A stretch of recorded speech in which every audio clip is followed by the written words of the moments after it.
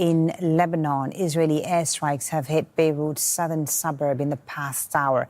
The attacks targeted the Dahiyeh area, which has come under heavy Israeli bombardment since the conflict escalated in September. And these are live pictures from Dahiyeh in the aftermath of those strikes. As you can see, a large fire is continuing to burn. And this comes after a day of Israeli attacks in the south of Lebanon and in the east, where at least 70 people were killed.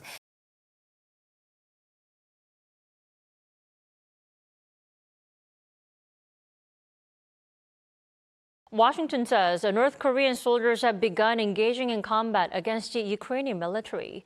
Speaking to Reuters, multiple U.S. officials said that North Korean troops have seen combat for the first time in Russia's Kursk.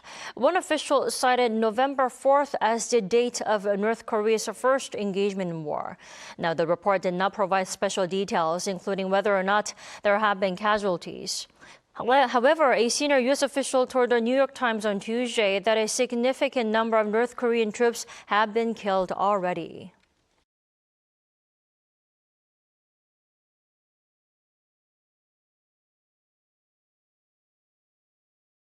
As demonstrations against Mozambique's recent election results show no sign of stopping, South Africa is taking measures to protect itself.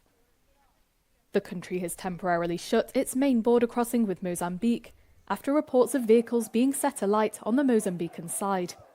According to authorities in South Africa, several Mozambican officials have requested to take refuge in the neighbouring country, citing safety concerns.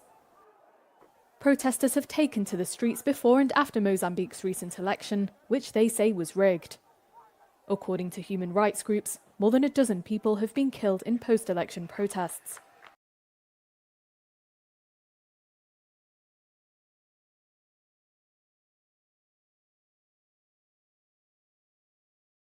Cuba's national electrical grid collapsed Wednesday as Hurricane Rafael slammed into the island.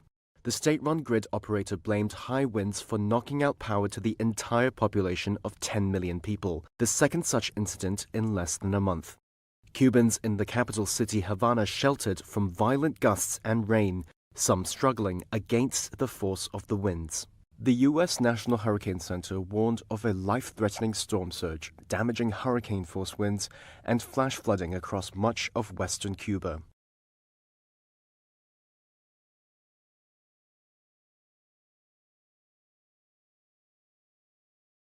Spanish military units are searching for bodies in rivers in the country's east. Local officials reported on Tuesday that at least 89 people are still missing after the region's deadly floods. The count includes only those reported missing by family who provided information and DNA. More missing people may still be unreported. More than 200 people were confirmed to have died last week after heavy rains caused rivers to overflow, flooding suburbs south of Valencia and sweeping away cars and bridges and flooding homes and parking areas. The court said coroners have done hundreds of autopsies, but many victims have yet to be identified. The Science Ministry announced on Tuesday that a research vessel will arrive in Valencia on November 9th to assist in the search. It said the vessel can capture detailed images of the seafloor and reach difficult areas. Some think the missing may have been carried out to the sea.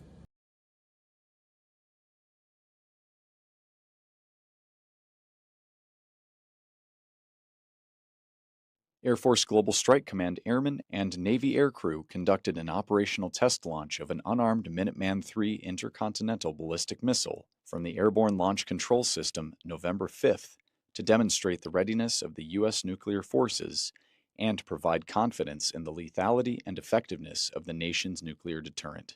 Airmen from the 625th Strategic Operations Squadron from Offutt Air Force Base, Nebraska, were aboard the Navy E-6 aircraft to demonstrate the reliability and effectiveness of the ALCS system. Today's test launch used a randomly selected ICBM pulled from Minot Air Force Base, North Dakota. The missile was transported more than 1,300 miles and reassembled at Vandenberg Space Force Base, California.